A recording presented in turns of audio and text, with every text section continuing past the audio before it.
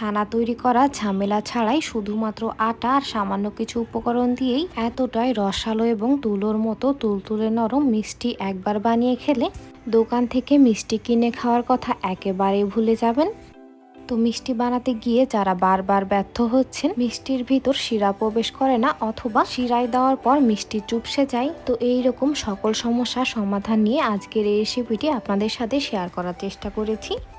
তো আশা করছি বরাবরের মতোই আজকের আমার এই সিম্পল এবং সহজ রেসিপিটাও আপনাদের অনেক ভালো লাগবে এবং উপকারে আসবে। আর ভালো লাগলে অবশ্যই একটি লাইক দিয়ে শেষ পর্যন্ত সাথে থাকবেন।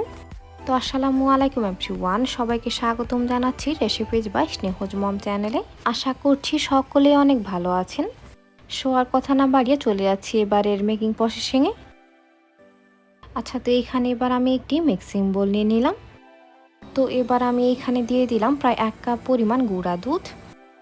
আর এইটা কিন্তু আমি একেবারে সমানভাবেই মাপ করে দিয়েছি। তো এখন এবার আমি এখানে দিয়ে দিলাম এর অর্ধেক মানে প্রায় হাফ কাপ পরিমাণ ময়দা। আর এইখানে ময়দা বা আটা যে কোনোটা ইউজ করা যাবে। তো এবার আমি এখানে দিয়ে দিলাম প্রায় হাফ চা চামচ পরিমাণ বেকিং সোডা। আর এইটা আমি 1/4 চা চামচ করে দুইবারে দিয়ে নিলাম। আর এইটা কিন্তু আমি একেবারে সমানভাবেই মাপ করে দিয়েছি। তো প্রায় 1.5 টেবিল চামচ পরিমাণ ঘি এবার আমি এখানে দিয়ে দিলাম। তবে আপনারা এখানে চাইলে ঘিয়ের পরিবর্তে তেলও ইউজ করতে পারবেন। তবে মিষ্টির মধ্যে ঘি ইউজ করলে মিষ্টির মধ্যে কিন্তু খুব সুন্দর একটা ফ্লেভার আসে, তাই হাতের কাছে অ্যাভেলেবল থাকলে অবশ্যই ঘিটা ইউজ করার চেষ্টা করবেন। তো এখন ঘিয়ের সাথে এবার আমি সবগুলো শুকনো উপকরণ একদম নাড়িয়ে চাড়িয়ে ভালো মতো মিশিয়ে নিচ্ছি। আর এই কাজটা যত বেশি ভালো মতো করে নেবেন মিষ্টিগুলো কিন্তু ততটাই বেশি পারফেক্ট হবে। তো এইগুলো এবার আমি প্রায় 1 মিনিটের মতো ভালো মতো মাখিয়ে নিলাম। আর মাখিয়ে নেওয়ার একটা পর্যায়ে যখন দেখবেন হাতে মুঠো করলে এইরকম মুঠো হয়ে আসবে এবং একটু প্রেস করলে ভেঙে যাবে, তখন বুঝবেন এটা একদম ভালো মতো মাখিয়ে নেওয়া হয়ে গেছে। তো এখন এবার আমি এখানে নিয়ে নিলাম রুমের স্বাভাবিক তাপমাত্রায় থাকা প্রায় 4 টেবিল চামচ পরিমাণ লিকুইড দুধ। আর এই দুধটা আমি ভালো মতো জাল করে রুমের স্বাভাবিক তাপমাত্রায় ঠান্ডা করে নিয়েছি। আর এই পর্যায়ে আপনারা এইখানে ঘন দুধটা ইউজ করার চেষ্টা করবেন। তো এই দুধটা কিন্তু এ পর্যায়ে একবারে কোনোভাবেই দেওয়া যাবে না, অল্প অল্প করে দিয়েই ভালো মতো মিশিয়ে নিতে হবে। আর এইখানে কিন্তু অনেকটাই সফট এবং আঠালো টাইপের একটা ডো তৈরি করে নিতে হবে। তো এ পর্যায়ে এবার আমার 4 টেবিল চামচ পরিমাণ দুধ সম্পূর্ণটাই লেগে গিয়েছে। দেন এবার আমি এখানে আবারও 2 টেবিল চামচ পরিমাণ দুধ নিয়ে নিলাম। আর এই দুধটাও কিন্তু আমি অল্প অল্প করে সম্পূর্ণটাই এর মধ্যে দিয়ে দিলাম।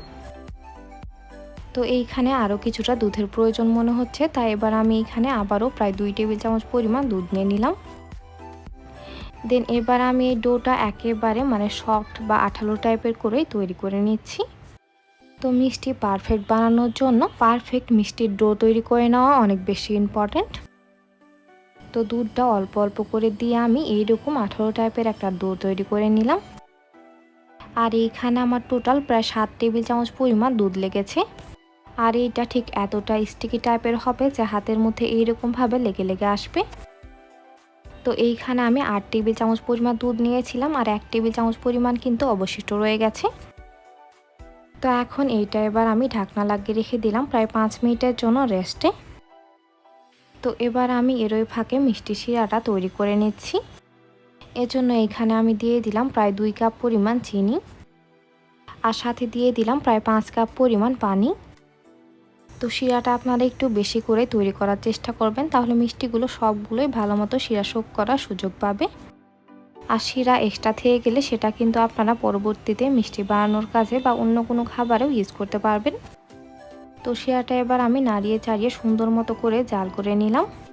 আর এই পর্যায়ে শিরাটার মধ্যে জাস্ট একটা বলক উঠিয়ে নিলেই হবে। তো এর মধ্যে এবার বলক চলে এসেছে। দেন এবার আমি চুলাটা বন্ধ করে এটাকে ঢাকনা লাগিয়ে একটা সাইডে রেখে দিলাম। তো এখন এবার আমি ফিরে আসলাম ঠিক 5 মিনিট পর। আর এর মাঝে এর মধ্যে স্টিকি ভাবটা কিন্তু একেবারেই চলে গেছে। তো এবার মিষ্টি বানানোর জন্য এখান থেকে এবার আমি কিছুটা অংশ উঠিয়ে নিলাম।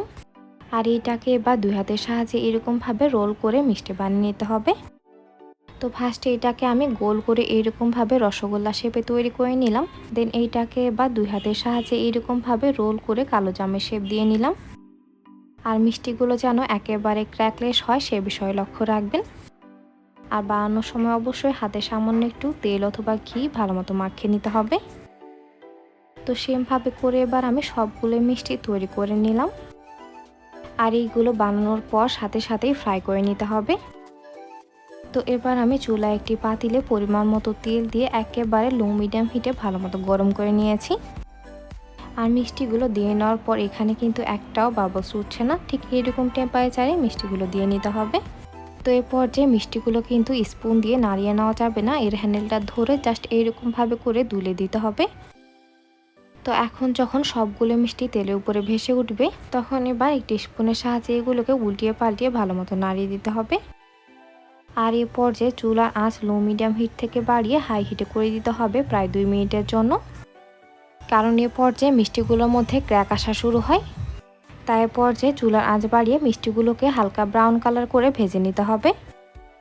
তো এখন চুলার আঁচ বাড়িয়ে এগুলোকে এবার আমি উল্টিয়ে পাল্টিয়ে সুন্দরভাবে করে ভেজে নিচ্ছি।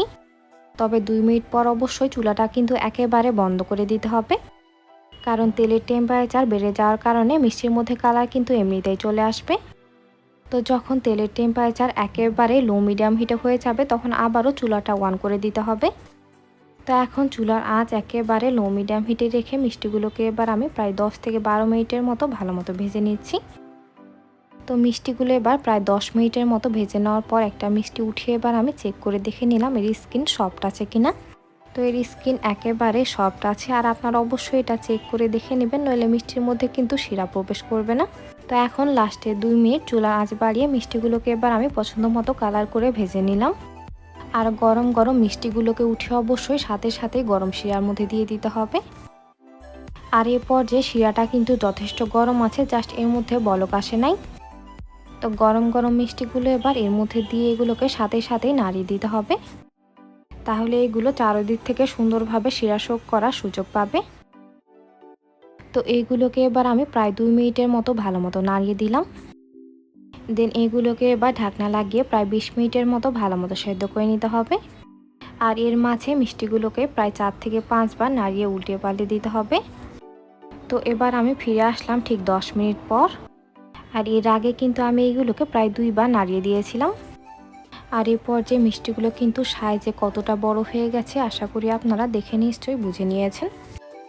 তো এখন শিরাটা এবার আরও কিছুটা ঘন হয়ে আসা পর্যন্ত মিষ্টিগুলোকে এবার আমি আবারও প্রায় 10 মিনিটের মতো ভালো মতো সেদ্ধ করে নিচ্ছি। তো এবার আমি ফিরে আসলাম ঠিক 10 মিনিট পর, আর এর মাঝে শিরাটা কিন্তু অনেকটাই ঘন হয়ে গেছে। তো এবার আমি ঢাকনা খোলা অবস্থাতে এগুলোকে একেবারে ঠান্ডা করে নিব। তো এবার আমি ফিরে আসলাম ঠিক 2 ঘন্টা পর, আর এর মাঝেই মিষ্টিগুলো কিন্তু একেবারে ঠান্ডা হয়ে গেছে। আর এইগুলো ঠিক কতটা নরম তুলতুলে হয়েছে আপনারা জাস্ট একটু ভালো মতো লক্ষ্য করেন। তো এরই মাঝে তৈরি হয়ে গেল অসম্ভব মজাদার নরম তুলতুলে কালোজাম মিষ্টি। সো ভিউয়ার্স, রেসিপিটি ভালো লাগলে বাসায় একবার অবশ্যই ট্রাই করবেন। আর রেসিপিটি ভালো লাগলে অবশ্যই লাইক, কমেন্ট, শেয়ার এবং সাবস্ক্রাইব করে পাশে থাকবেন। তো আজকের মতো এখানেই বিদায় নিচ্ছি। এতক্ষণ সাথে থাকার জন্য অসংখ্য ধন্যবাদ। আল্লাহ হাফেজ।